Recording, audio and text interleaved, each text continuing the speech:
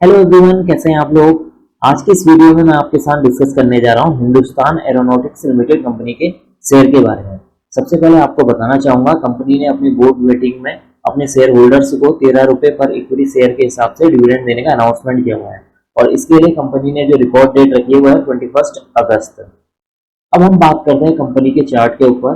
और अभी आप सामने देख सकते हैं, मैंने यहाँ पर हिंदुस्तान एरोनॉटिक्स लिमिटेड कंपनी का यहाँ पर चार्ट ओपन किया हुआ है और ये जो मैंने चार्ट ओपन किया हुआ है ये डे का चार्ट है।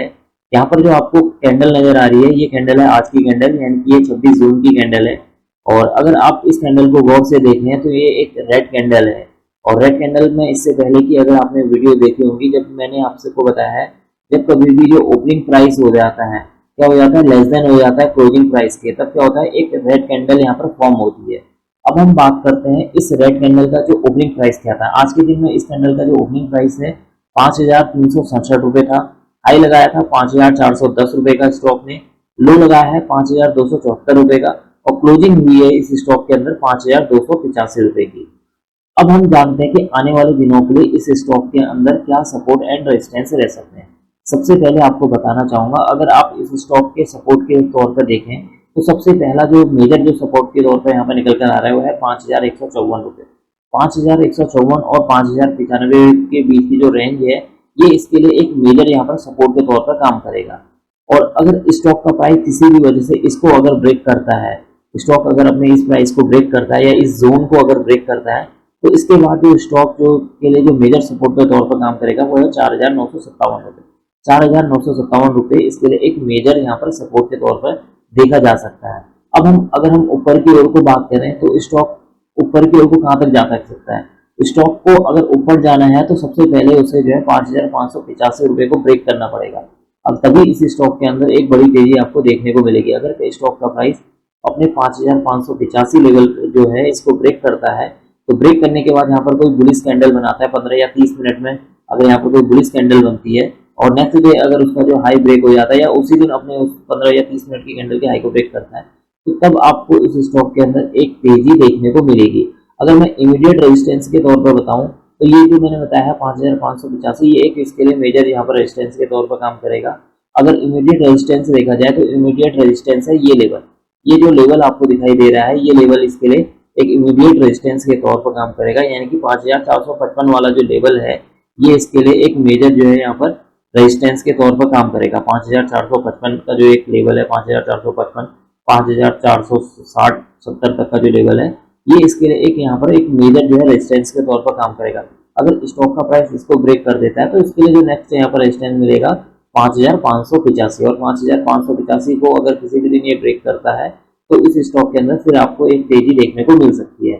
अब हम जानते हैं कि आने वाले जो कल का दिन है उसमें क्या हो सकता है, यानी कि 27 जो जून है, 27 जून के दिन इस स्टॉक के अंदर क्या हो सकता है। देखिए, मैंने तो जैसा कि मैंने आपको बताया कि इसके रिगार्डिंग क्या हुई, आज के दिन में 13 रुपये पर इक्विटी शेयर के हिसाब से डिविडेंड देने के अनाउंसमेंट की एक न्यूज आई हुई है कि कंपनी अपने शेयर होल्डर्स को 13 रुपये पर इक्विटी शेयर के हिसाब से डिविडेंड देने जा रही है। और मोस्ट ऑफ द टाइम क्या देखा जाता है, जब कभी भी कोई कंपनी अपने शेयर होल्डर्स को डिविडेंड देती है तो उसके आने वाले दिनों में मोस्ट ऑफ द शेयर्स में देखा गया है कि शेयर का जो प्राइस है वो थोड़ा डाउन हो जाता है। क्यों? क्योंकि 13 रुपये जो डिविडेंड कंपनी दे रही है तो ये जो प्राइस होता है ना वो एडजस्ट होने की कोशिश करता है इस स्टॉक के अंदर, लेकिन ये 100% श्योर नहीं है कि वो एडजस्ट होगा ही।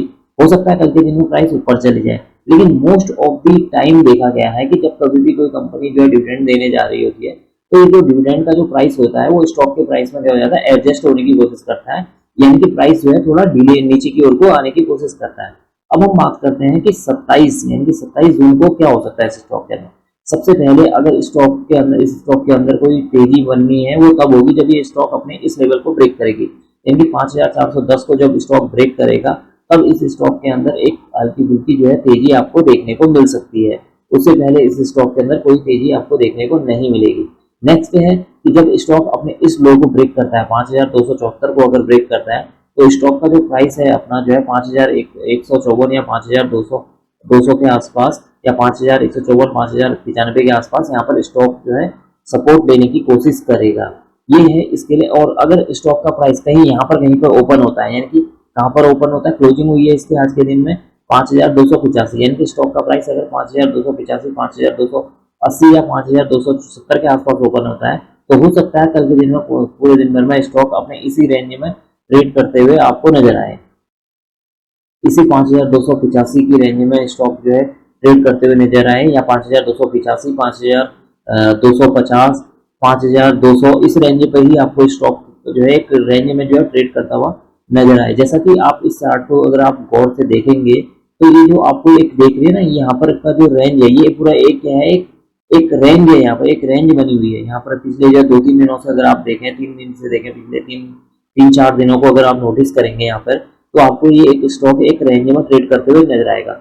जब स्टॉक अपनी इस रेंज को ब्रेक करेगा तभी इस स्टॉक के अंदर थोड़ी तेजी दे सकती है, या अगर हम स्टॉक का जो प्राइस अगर नीचे की ओर को इसको इस लेवल को ब्रेक करेगा तब इस स्टॉक के अंदर थोड़ी आपको जो है तेज गिरावट देखने को मिल सकती है। अगर मैं स्टॉक के जो है 50 डे सिंपल मूविंग एवरेज की बात करूं, तो स्टॉक का जो 50 डे सिंपल मूविंग एवरेज है वो है 4515 रुपए निकल कर आ रहा है, और 200 डेज का जो सिंपल मूविंग एवरेज है 3093 रुपए निकल कर आया है। इसका मतलब है कि जो स्टॉक का जो प्राइस है अभी अपने 50 डेज और 200 डेज सिंपल मूविंग एवरेज के ऊपर ट्रेड कर रहा है, जो कि इस स्टॉक के लिए क्या है, पॉजिटिव न्यूज है, पॉजिटिव है। और इसके अलावा अगर हम जो है आरएसआई को नोटिस करें, तो आरएसआई डे में अगर आप आरएसआई को देखेंगे, 40 डेज का आरएसआई 14 पीरियड का अगर आप आरएसआई को देखें तो वो भी जो है 60 निकल कर आ रहा है, जो कि इस स्टॉक के लिए क्या है, एक अच्छी बात है। तो ये था। और दूसरा, अगर हम वॉल्यूम को देखें, अगर हम आज के दिन के वॉल्यूम को देखें, तो आज के दिन में इस स्टॉक के अंदर वॉल्यूम आया हुआ है 2.352 मिलियन, यहाँ पर आपको वॉल्यूम देखने को मिलेगा। अगर आप प्रीवियस डे में देखें तो प्रीवियस डे में जो वॉल्यूम था 3.494 मिलियन यहाँ पर वॉल्यूम आपको जो है देखने को मिलेगा।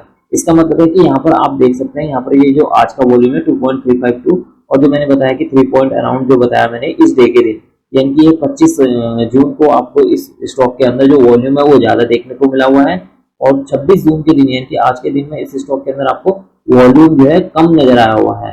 तो अब कल के बाद मतलब 27 जून के बाद इस स्टॉक के अंदर एक क्लियर जो है आपको जो है एक तस्वीर निकल कर आएगी, या एक व्यू निकल कर आएगा कि स्टॉक का प्राइस ऊपर जा सकता है या नीचे जा सकता है। अगर हम प्रीवियस डे के मुकाबले अगर हम वॉल्यूम को कंपेयर करते हैं, तो यहाँ पर अगर आप देखेंगे तो जो 25 जून है उसके उस दिन जो है वॉल्यूम ज्यादा है, और 26 जून को क्या हुआ है, वॉल्यूम यहाँ पर क्या है, कम है। यानी कि यहाँ पर अगर आप देखें, यहाँ पर स्टॉक का जो प्राइस है वो गिरा हुआ है, लेकिन वॉल्यूम क्या हुआ है, कम आया हुआ है, यानी कि वॉल्यूम क्या है, यहाँ पर कम है।